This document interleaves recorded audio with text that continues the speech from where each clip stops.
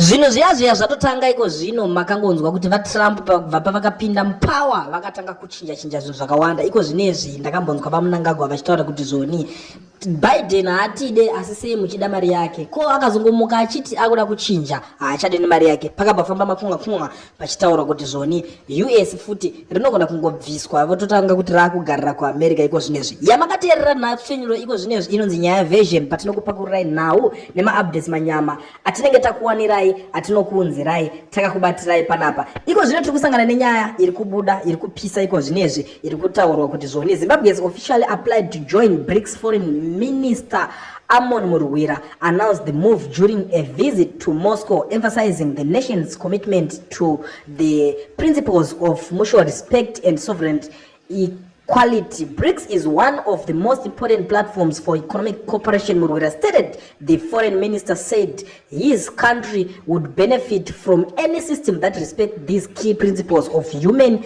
interaction and human progress. With BRICS expanding its influence, Zimbabwe aims to strengthen its economic ties and global partnerships. The original BRICS bloc comprising Brazil, Russia, India, China, and South Africa has expanded its influence, with several nations expressing interest in joining. Saka iko zvino vakuda kunojoina chikwata chinenge chichishandwa chinana va Putin avo vari kuzivikanwa kuti vanovhundukwa nenyika dzese kana vachinge vatotaura zvavataura. Ende takada kutarisa Zimbabwe yakanga iri kunewo dzimwe nzvimbo kwayaimboshandana nadzo Britain, America, chinji uko kwayakazorakashwa nemasanctions. Saka iko zvino vakuona kuti it's better kuti vajoine BRICS, chinova chimwe chikwata chekuti vanenge vakushandidzana nacho zvine musiyano. Asi takatarisa kune nyaya ikuitika ipapo zviri kuvhundutsawo vakawanda. Takatarisawo vamwe vanhu vanotarisa vanoziva zvinoitika pamusoro pematongerwo enyika idzi kuti zvoni vanhu veopposition yedu yakanga ine simba kubva kumashure nekutiwo vaimboita vachinzwirwa tsitsi vachitariswa nenyika dzakanga dzakarova masanction kuZimbabwe kusanganisira ana America, Britain vakangoenda zvakadaro. Iko zvinezvi vakuchinja manje mabosses vakuda kunodhila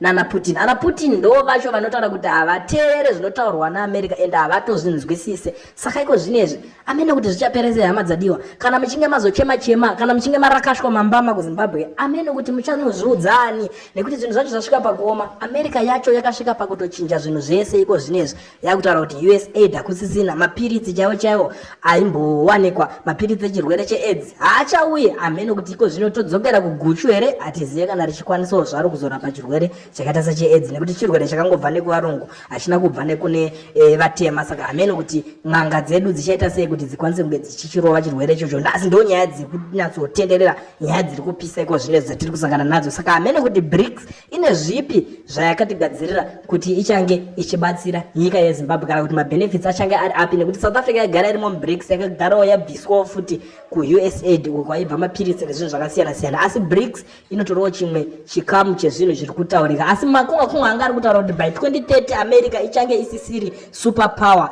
ichange yangovawo nyikawo kunenge kwakutonga dzimwe nyika idzodzi dziri munana BRICS kusanganisira China, Russia ndo anenge superpowers. Ndo makunga aingotenderera panyaya dzese panguva dzatadarika idzodzodzi. Yamakateerera sekutaura kwandazviita inonzi Nyaya Version. Panapa patinorova nyaya 24/7 pasina kuzorora kana kuita sei. Kana chingosvika panapa wapfura nepano kareke kutanga iri first time yako zvakakosha. Tinokukokai, tinokudedzai hama dzenyu, dedza baba vako, sekuru, mbuya mese, huyai muungane pano muswere muchinzwa nyaya dzine chekuita nenyika yekwenyu, mozoudzana ikoko.